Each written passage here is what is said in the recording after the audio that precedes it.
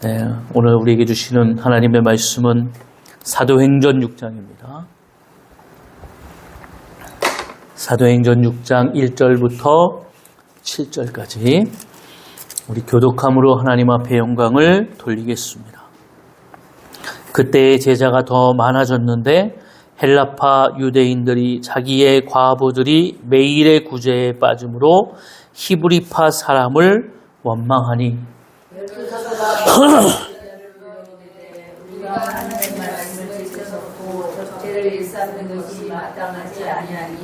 형제들아 너희 가운데서 성령과 지혜가 충만하여 칭찬받는 사람 7을 택하라.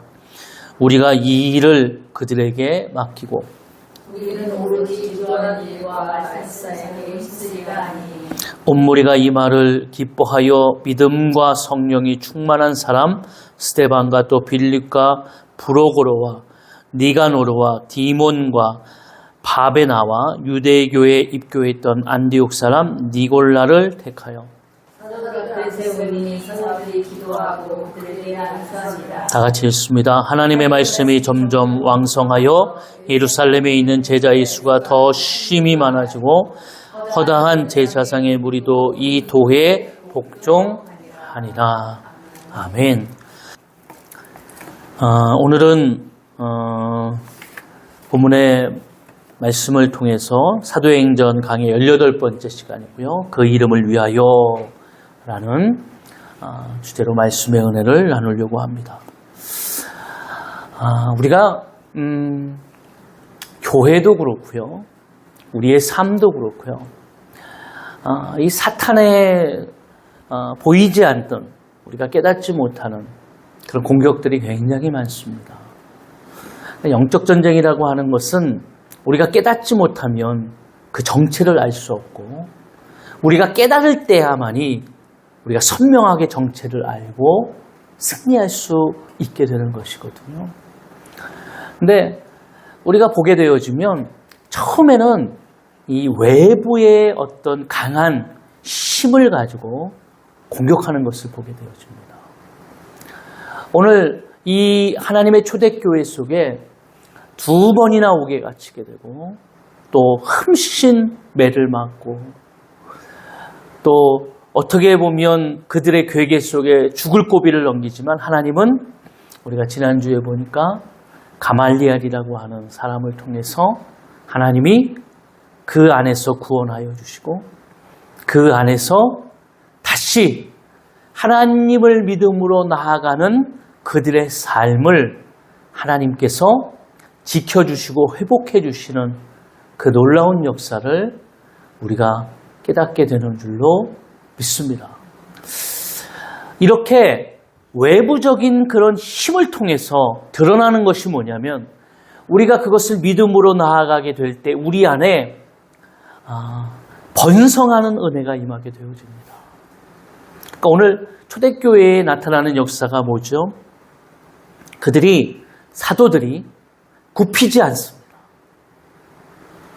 하나님의 성령의 역사를 통해서 그들은 무엇을 우리가 전하는 것이 옳으냐, 내가 누구의 말을 듣는 것이 옳으냐라고 하는 분명한 확신, 또 내가 보고 들은 말을 전하지 않을 수 없다라고 하는 분명한 사명을 가지고 그들이 나아가게 되죠. 그러니까 그들은 어떻게 보면 굉장히 능욕을 받고 그렇지만 그 능욕받는 일을 합당한 일로 여기면서 기뻐할 수 있는 그런 믿음의 성장과 성숙의 역사가 임했어요. 정말 하나님의 사도로서 세워지는 놀라운 역사죠. 그러면서 지난주에 우리가 보지만 5장 42절에 그들이 날마다 성전에 있든지 집에 있든지 예수는 그리스도라가 가르치기와 전도하기를 그치지 아니하더라.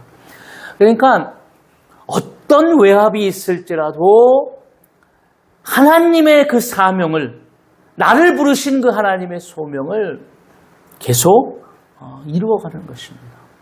왜냐하면 우리에게 오는 그 시련과 고난은 우리를 더 단단하게 만들고 우리를 성숙하고 성장하게 만들기 때문입니다. 그러니까 어떤 일이 일어나게 됩니까? 오늘 6절에. 그러니까 그렇게 하니까 그때에 그러니까 그런 정말 시련과 고난이 계속 외부적으로 임하게 됐어요. 근데 제자가 더 많아졌다 그랬어요. 수가 더 많아지는 거예요. 그러니까 여기서 그냥 사람들이 모이는 것뿐만 아니라 어떤 자신의 어떤 목적을 가지고 모이는 것뿐만 아니라 그들이 이 수많은 시련과 고난을 겪으면서 그들이 어떻게 됩니까? 이 성도들도 하나님의 제자화가 되는 거예요. 성숙하게 되는 거예요. 그들이 그냥 단순한 목적만 가지고 모임으로 끝나는 것이 아니라 그 안에서 그들이 정말 하나님의 일꾼으로서 하나님의 소명을 받은 그 사명자로서 그들이 하나님 앞에 나아가고 있다는 것입니다. 이게 놀라운 역사죠. 그러니까 하나님의 교회도 마찬가지예요. 우리의 삶도 마찬가지입니다. 사단은 오늘도 우리를 공격하지만 이 외부적인 힘이나 이 공격과 시련, 이 고난은 우리를 더 단단하게 만든다. 우리를 성장하게 만든다. 이런 은혜와 역사가 우리 가운데 임할 줄로 믿습니다. 자, 그래서 더 많아져요. 교회는 더 성장하게 되고 교회는 부흥하게 됩니다.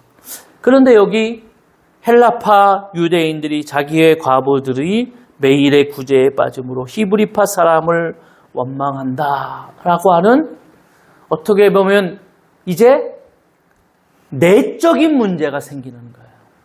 아직 내적인 문제가 안 나왔어요. 그러니까 우리가 외부적인 힘을 견디면서 우리가 정말 단단해진 것처럼 경험되어지는데 사실은 내적인 문제가 드러날 때 사람들은 훨씬 더 어려움을 겪게 되는 것입니다. 어떻게 이 초대교회는 이 사단의 이 내적인 이 공격, 교회는요, 우리가 수많은 교회들을 보게 됩니다. 우리 주위에도 교회가 많죠. 근데 겉으로 보면 몰라요. 교회가 세워지게 되고, 제가 어저께 강화에 가면서도 이렇게 이야기했습니다만, 강화에 가면 정말 100년 된 교회들도 굉장히 많아요. 네. 그리고 강화는 특히나 감리교가 굉장히 많습니다. 기감이 한 80%, 90%가 기감이에요. 왜냐하면 강화도를 통해서 아펜젤러 선교사가 들어오면서 감리교가 거기에 뿌리를 내리게 되고 그러면서 교회를 세울 때마다 감리교들이 세워졌어요. 그러니까 지금도 그런 역사를 통해서 감리교가 굉장히 많고 다른 장로교라든지 장로교가 훨씬 많은데도 강화도는 다릅니다. 네.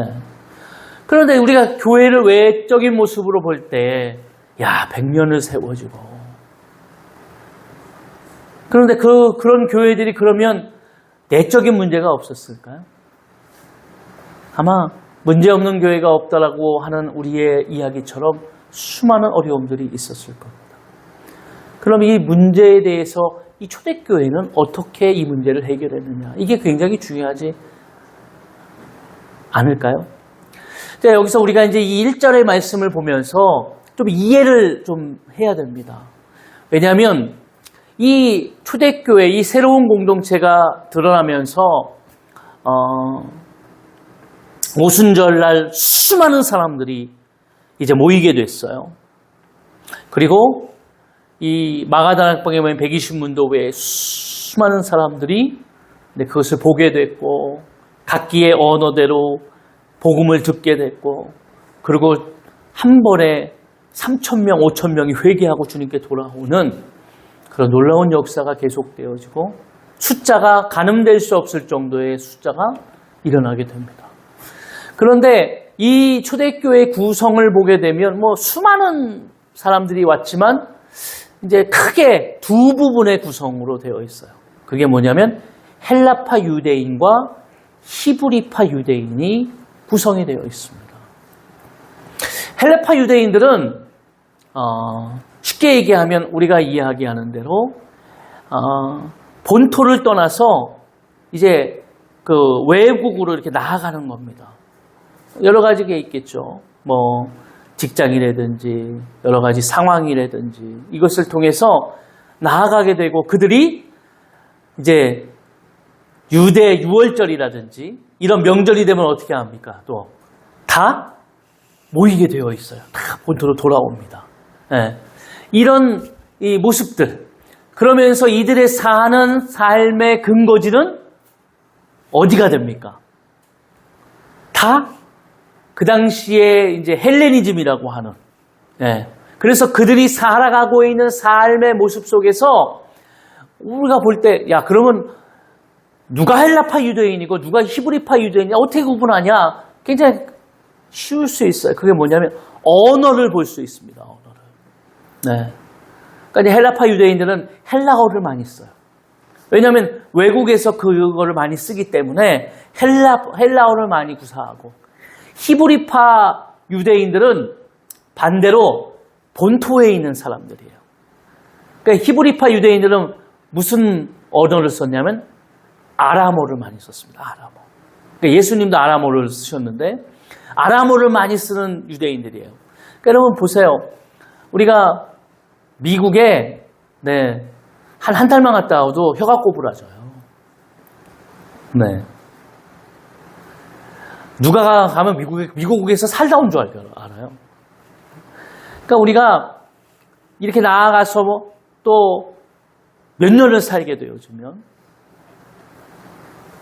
이제 뭐가 됩니까?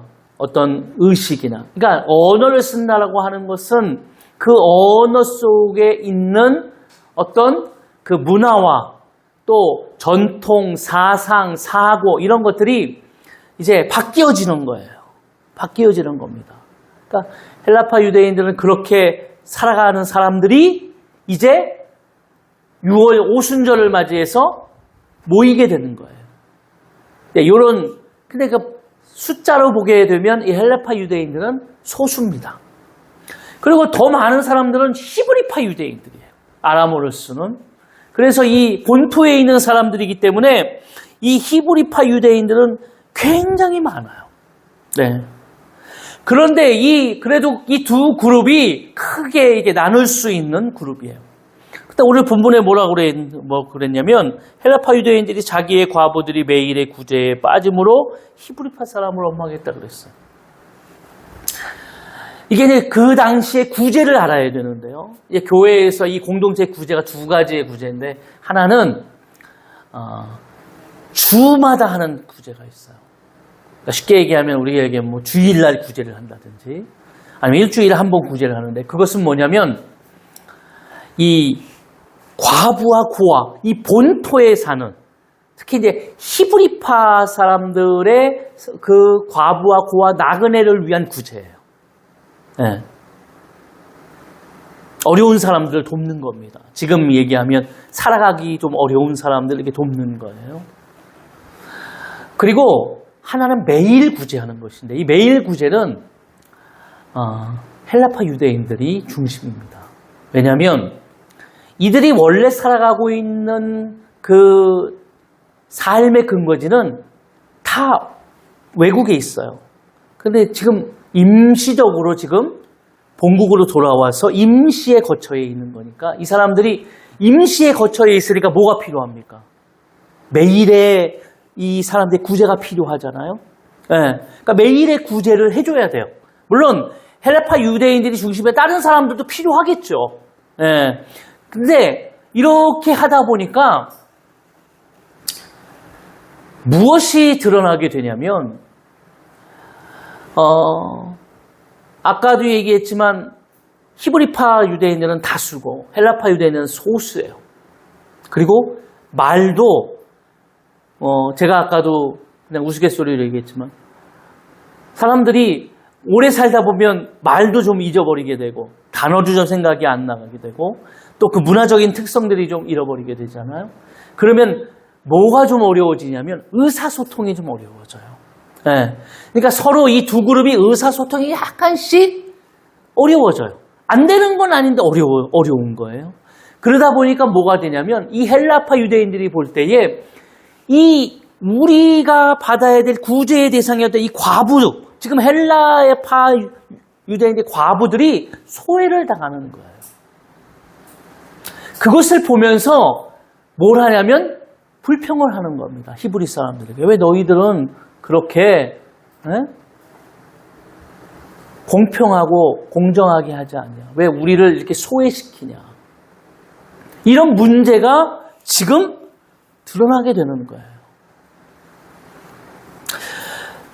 우리가 교회를 보게 되어지면요, 교회는 참 거룩한 사람들이 모이게 되고, 그래서 우리가 교회를 보면서 야, 교회가 참 정말 이 안에 온유하고 모든 사람들이 문제도 없이 그렇게 될 것 같지만 사실 교회 안에 들어오게 되면 보이지 않는 여러 가지 문제들이 있어요. 특히나 급성장하는 교회들을 보게 되어지면 그 문제들이 도드라집니다.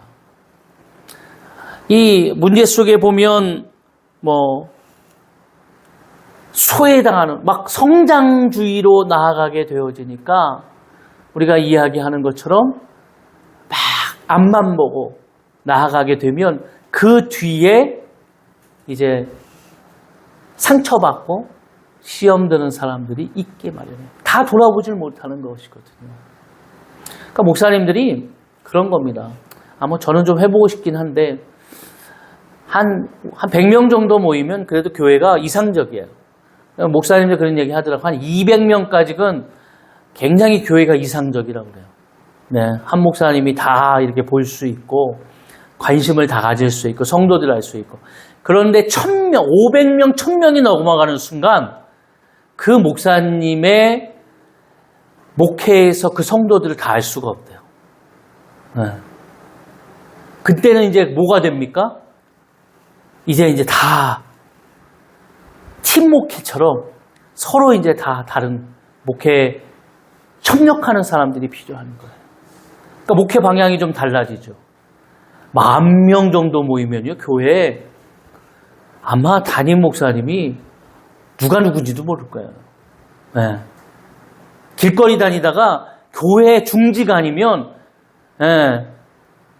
이렇게 인사해도 모를 거요, 아마. 누구지? 이렇게. 네. 그러니까 제가 에피소드로 제가 교회 가가지고 1년 됐어요. 네, 제가 간증한 것 같아요. 1년 되는데 1년 되는 때부터 제가 11시 예배 사회를 봤어요. 인도를 했어요. 인도를 처음 하는 날이었어요. 인도하고 쭉 나가서 이제 인사를 쭉 하는데 어떤 성도님이 가다가 저한테 목사님 환영합니다 그러고 가셨어요. 제가 처음 부임한 줄 알고. 저 1년 그 교회에 있었는데. 네, 몰라요. 몰라요. 우리 사모가 그때 같이 있었는데 몰라요. 사모인지 몰라요. 같이 그냥 예배 드리면 사모인지 몰라요. 그러다가 이제 저랑 이렇게 같이 이제 우리 애세 어렸을 때인데 손잡고 이렇게 가면은 성도들이 가다가 사모님이시냐고 막 그냥 그렇게 본 사람들만 사모님을 알아요. 그러면 그때는 이제 막 인사하고 이제 막 그렇게 알지 몰라요. 큰 교회 가면. 네. 그리고 제가 있던 그 교회 특성상 그 목사님 특성이 인사를 안 시켜요. 그러니까 목회자가 부임을 해도 주보만 실려요. 누구누구 목사님 부임했습니다. 근데 다른 게 어떤 교회 가면 사모랑 이렇게 나와서 가족들 막 인사를 시키자. 인사를 안 시켜요. 그러니까 사모는 절대 몰라요. 목회자는 그냥 목사니까 내가 이제 맡은 부서 뭐 이렇게 하니까 알게 되는 거죠. 그러니까 목회 방향이 좀 달라지는 것입니다. 근데 여러분 보세요. 지금 초대교회가 엄청 수가 많이 늘어났는데 이 내부적인 이 문제가 지금 생겼어요. 이거는 뭐 행정적인 문제인지 아까 제가 얘기했던 언어적인 소통의 문제인지는 모르지만 하여튼 이 문제가 생겼어요. 그때 이 문제를 어떻게 바라보고 해결하는가 이게 오늘 사도들을 통해서 드러나게 되는데요. 2절을 볼까요? 12사도가 모든 제자를 불러 이르되 우리가 하나님의 말씀을 제쳐놓고 접대를 일삼는 것이 마땅하지 아니하니 3절 다 같이 읽습니다. 형제들아 너희 가운데서 성령과 지혜가 충만하여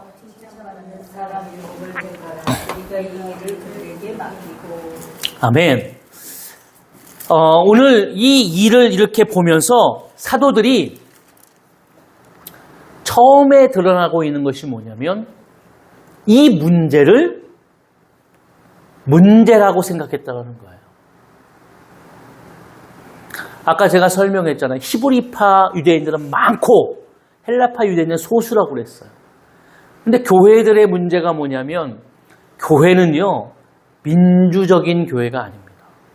교회가 어떤 공동회의나 할 때에 다수결을 따르긴 하지만 교회는 어떤 많은 사람, 숫자가 어떤 문제를 해결하는 것이 아니에요. 교회는 하나님의 뜻이 무엇인가를 깨닫고 나아가는 것입니다.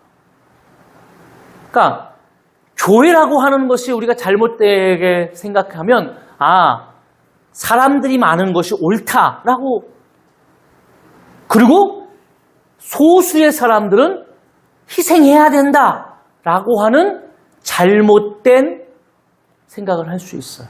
어떤 교회가요? 특히 대형 교회가. 조그만 교회들은 목사님들이 다 알아요. 저 사정이 뭔지, 교회 교인들의 지금 뭐 숟가락까지 뭐 다 안다라고, 기도 제목이 뭔지.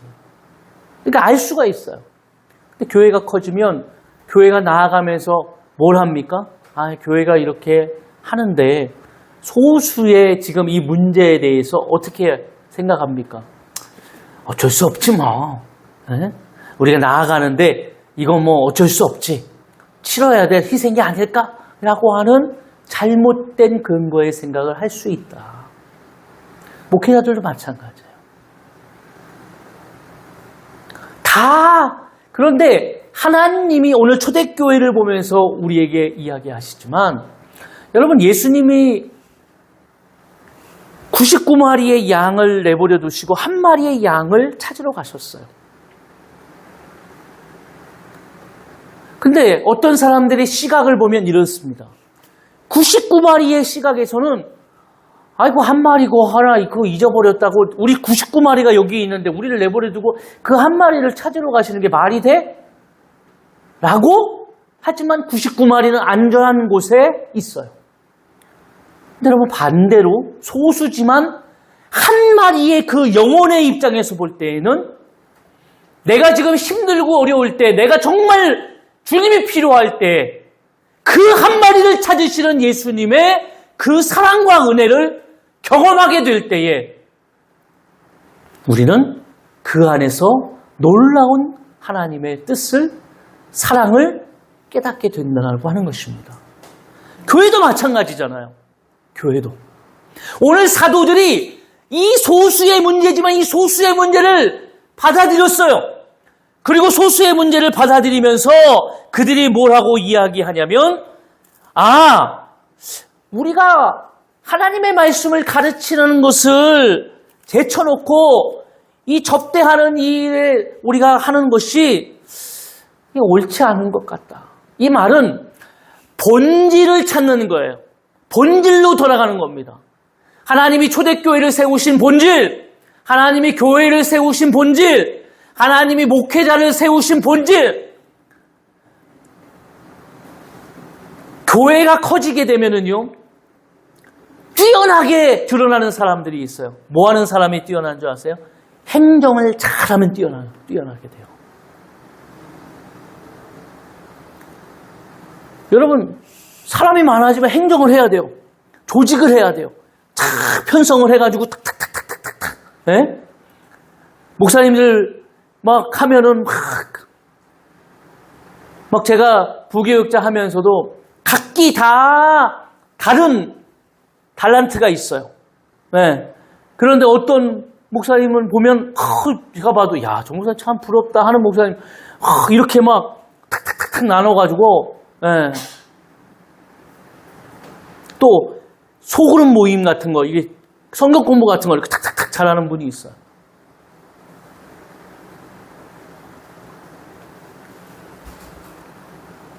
그런데 문제는 뭐냐면 그런 쪽에 막 만듭니다. 막 어떤 시스템을 만들어가지고 교회가, 예. 그런데 그 시스템 때문에 교회가 부흥되는 건 아니거든요. 이 내부적인 문제를 해결하기 위해서는 우리가 뭘 해야 되는가에 대한 본질을 깨달아야 되는 게 교회가 왜 세워졌는가? 교회는 하나님의 말씀을 통하여서 오늘 이 말씀이 선포되어지고 하나님의 뜻을 구함을 통해서 오늘 이 교회를 통해 이루어 가시는 분명한 하나님의 역사를 우리가 깨닫고 나아가야 되는 줄로 믿습니다. 이게 교회를 세우신 하나님의 뜻이에요. 그러니까 무엇을 먹을까, 무엇을 입을까, 이거 너희가 다 구하는 거, 이방인도 구하는 거다. 그러니까 그거 하지 말고 뭐 하라는 거예요? 먼저 그 나라와 그 일을 구하라. 이 모든 것을 내가 더하겠다. 먼저 그 나라와 그 일을 구하는 이 삶의 모습이 오늘 하나님의 교회에서 특히 목회자가, 목사가 해야 될 문제라는 거예요.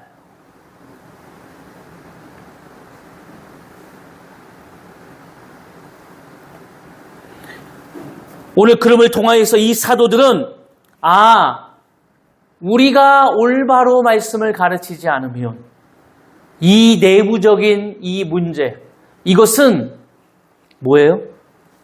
오늘 하나님의 교회에서 하나님의 뜻을 충분히 가르치고 깨닫지 않으면 이 문제는 계속되어진다.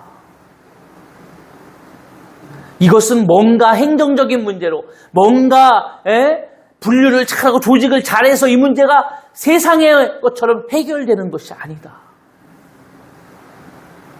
이것은 물론 그것이 필요 없다라는 얘기가 아니에요. 필요합니다. 그러나 그것보다 우선순위에서 해야 될 문제는 하나님의 말씀을 가르치고 깨닫는 거예요. 목회자가 좋은 꼴을 먹이는 것이죠. 이 일을 사도들이 깨달은 거예요. 우리가 이 일을 하겠다. 그러면서 4절에 뭐라고 그래요? 우리는 오로지 기도하는 일과 말씀 사역에 힘쓰겠다. 교회는 영적인 역사를 위해서 세워지는 것입니다. 교회는 사람이 모였지만 영적인 깨달음과 은혜가 없으면 그냥 사람 냄새 나는 세상의 모임과 다를 것이 없어요. 아까도 제가 얘기했잖아요. 사단은 오늘도 우리를 수없이 공격합니다. 아까도 외부적인 공격이 끝나니까 내부에서 일어나는 공격. 자중질환이라고 우리가 얘기해요. 내부에서 서로가 서로를 공격하면서 거기서 어떻게 됩니까? 그것 때문에 교회가 무너지는 거예요.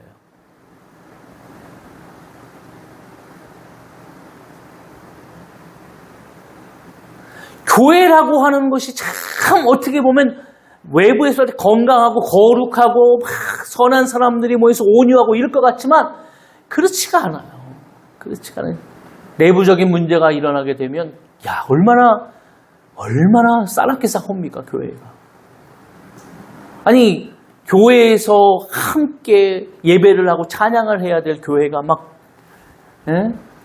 당을 나누고 목사파 무슨 장로파 막 이래가지고 교회 안에서 막 팔을 나눠가지고 기득권을 행사하고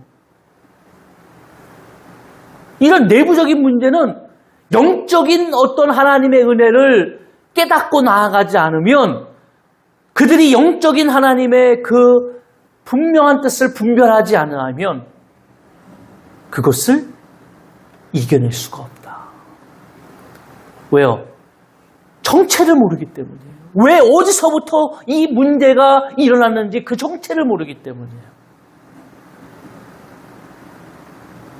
왜 내 가정에서, 왜 내 삶에서 이런 문제가 일어나고 있는지에 정체를 알 수 없으면 우리가 굉장히 어렵게 되는 거죠. 왜 그러지? 왜 지금 이러지? 그러나 오늘 하나님 앞에 우리가 영적으로 깨어서 분별하면서 기도하며 말씀을 깨달을 때에 그 목사가 그러하고 있는 거예요.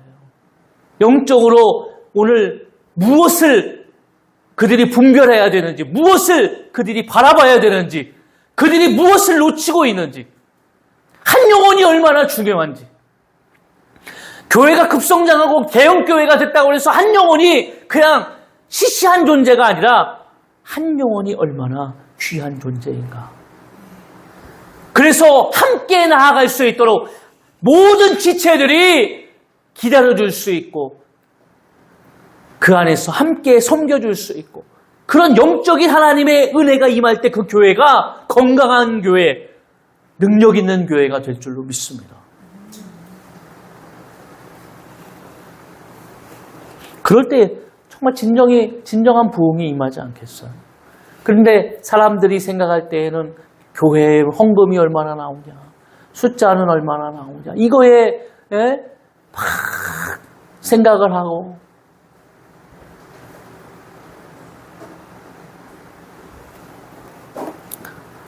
그거는 하나님 편에서 볼 때는 큰 문제가 아니다. 주님께서 바라보실 때에는 정말 교회가 지금 하나님의 세우신 본질을 세우고 있느냐, 교회가 교회다워지고 예배를 예배답게 드리고 있느냐, 또 하나님께서 오늘 교회 속에 주시는 영적인 하나님의 뜻을 분별하고 있느냐, 이것이 더 중요한 줄로 믿습니다. 그래서 우리 가운데 오늘도 영적인 은혜가 임하기를 원하고 오늘도 깨어 분별함을 통하여서 오늘 말씀을 들을 때에 또 우리의 삶에서 그 말씀이 오늘 그 삶을 분별하는 귀한 하나님의 분명한 뜻이 임할 줄로 믿습니다. 그러면서 사도들이 뭐라고 이야기하냐면 3절에 보면 형제들아 너희 가운데에서 성령과 지혜가 충만하여 칭찬받는 사람 7을 택하라. 우리가 이 일을 그들에게 맡기고 그랬어요. 사도들이 무엇을 이제 마지막으로 하냐면 그러면은 일꾼을 세우자. 그런데 그 일꾼을 사도들이 세우는 것이 아니에요. 사도들이 누구 이렇게 세우는 것이 아니라 너희가 그 일꾼을 세워라. 대신에 어떤 사람이요? 성령과 지혜가 충만하여 칭찬받을 만한 사람. 기준을 정해줬죠. 그 기준은 뭐냐면 쉽게 얘기하면 하나님 앞에 신실한 사람이 누구냐. 하나님 앞에 신실한 사람이 누구냐. 너희가 볼 때 하나님 앞에 신실한 사람을 세워라. 그러니까 여러분 이 기준은 아무나 세울 수 없는 거죠.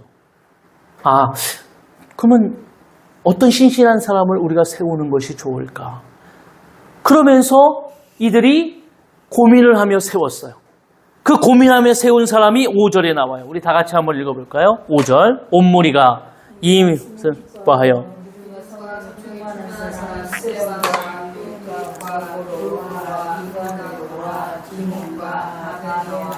유대교에 입교했던 안디옥 사람 니골라를 택하여 그랬어요. 근데 여러분 아까 제가 교회 얘기를 했잖아요. 제가 어떻게 설명을 했죠? 히브리파 유대인들이 교회에 뭐라고 그랬죠? 다수. 그러면 헬라파 유대인들은 교회의 소수. 그러면 이제 지금 보세요. 이제 교회가 원래 가지고 있는 이제 뭐죠? 네. 더 많은 숫자가 가지고 있는 다수로 뽑았을 때 일꾼들이 누가 더 많이 뽑혔겠어요? 히브리파 유대인들이 더 많이 뽑혔겠죠. 그러니까 교회들이 그렇게 생각을 하잖아요. 근데 여러분 놀라운 사실이 뭔지 아세요? 여기 7명 모두 다 헬라파 유대인입니다. 그리고 여기 보시면 마지막에 니골라라고 하는 이 사람은 유대인도 아니에요. 이 사람 안디옥 사람인데요. 이방 사람이에요.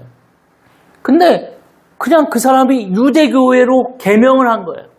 그러니까 말하자면 유대교로 넘어온 거예요. 그리고 그 유대교로 넘어왔던 사람이 이제 다시 이 초대교회로 옮겨지게 된 겁니다. 그럼 무엇을 배제했다라는 거예요? 자신들의 출신, 자신들의 어떤 관계, 그리고 기득권 이런 걸 다 배제한 거예요. 그리고 뭐만 봤어요? 아까? 제가 뭐가 기준이라고요? 하나님 앞에 누가 신실하냐. 여러분 성도들에게 사도들이 맡겼어요.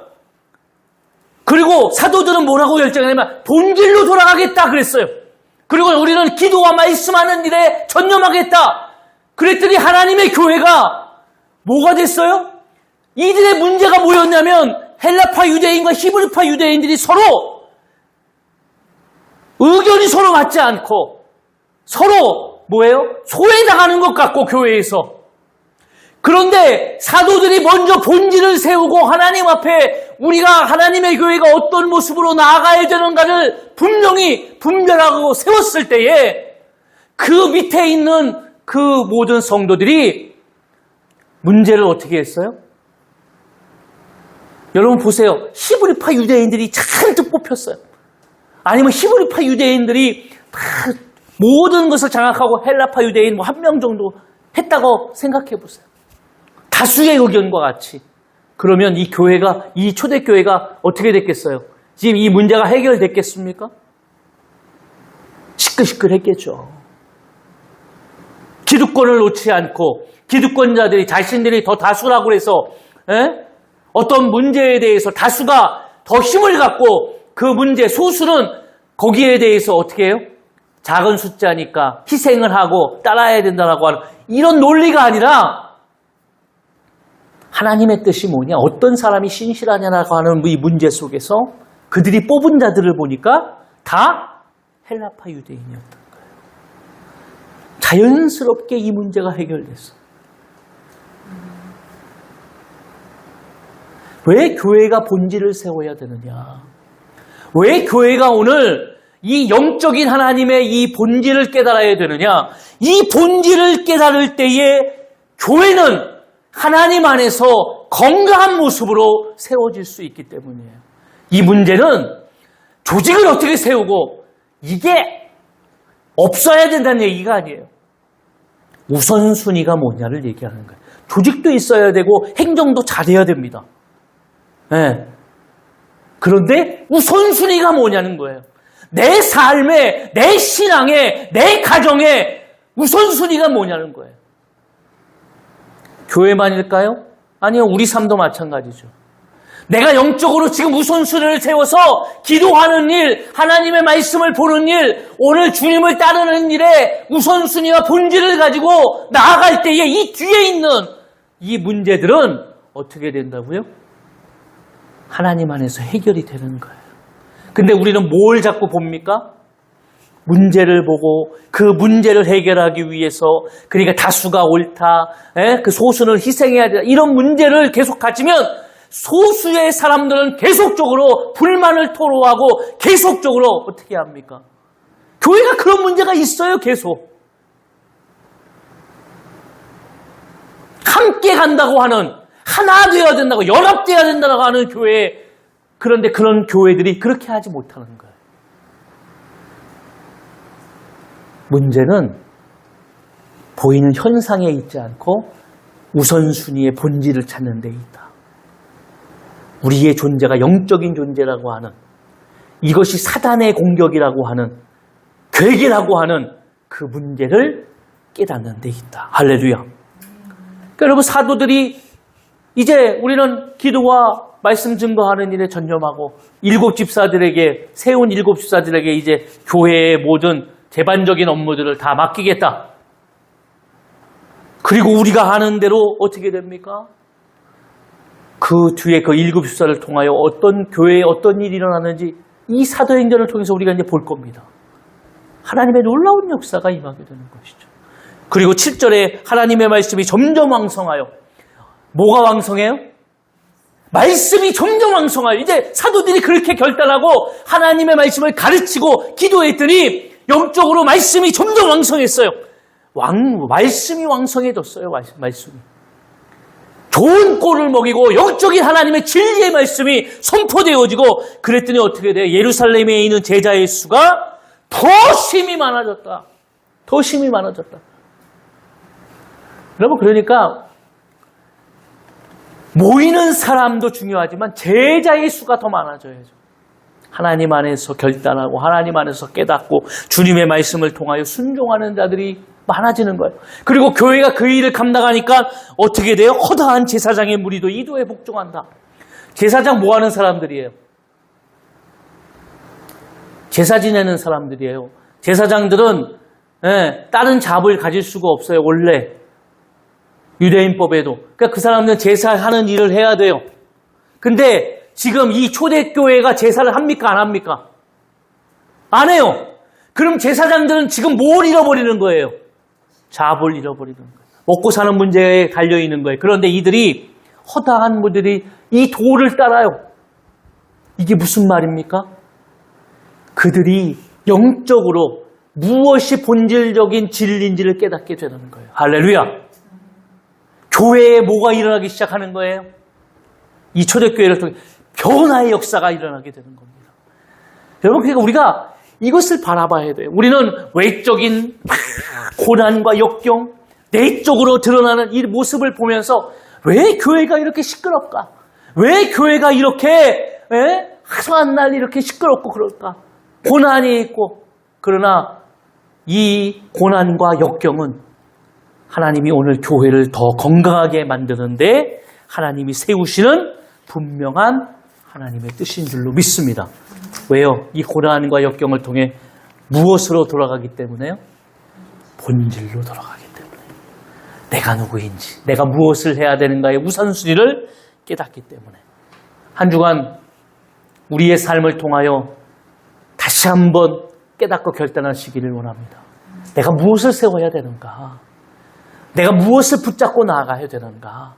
그럼을 통하여 오늘 우리에게 주시는 그 하나님의 놀라운 은혜를 통해서 우리의 삶이 오늘 하나님 안에서 올바로 사용되어지는 귀한 은혜가 임하기를 주의 이름으로 축원합니다. 또 한 주간 영적으로 깨어있어서 승리하시기를 원합니다. 우리 이 시간에 하나님 앞에 찬양하겠습니다. 이 세상을 살아가는 동안에 나의 힘을 의지할 수 없으니 아멘.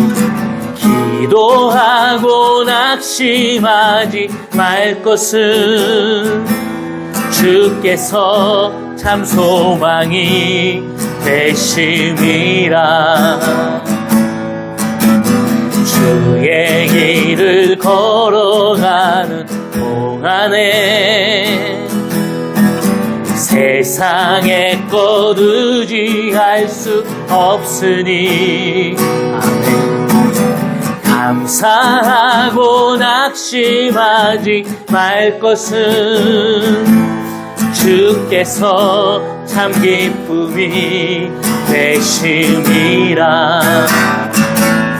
하나님의 꿈이 나의 비전이 되고 예수님의 성품이 나의 인격이 되고 성령님의 권능이 나의 능력이 되길 바라고 기도. 하나님의 꿈이 나의 비전이 되고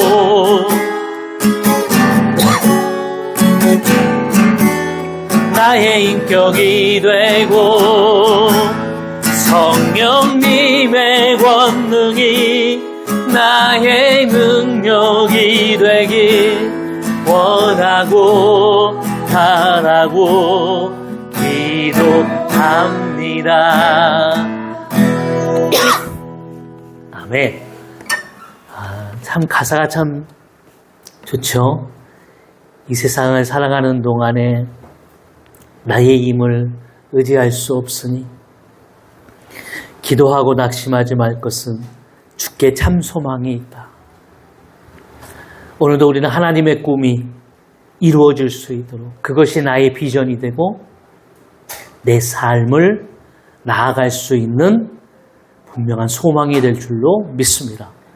오늘 기도하시기를 원합니다. 결단하시기를 원합니다. 우리 이 시간 다 같이 하나님 앞에 오늘도 말씀을 통해서 우리의 삶을 오늘도 영적으로 분별하는 역사를 통하여 하나님의 뜻을 깨닫고 나아가기를 위해서 우리 마음을 다해서 주님 앞에 간절한 마음으로 기도하겠습니다. 거룩하신 하나님 아버지 감사합니다. 오늘도 하나님께서 인도하시고 역사하여 주시고 주님의 놀라운 은혜가 임하게 하실 줄로 믿습니다.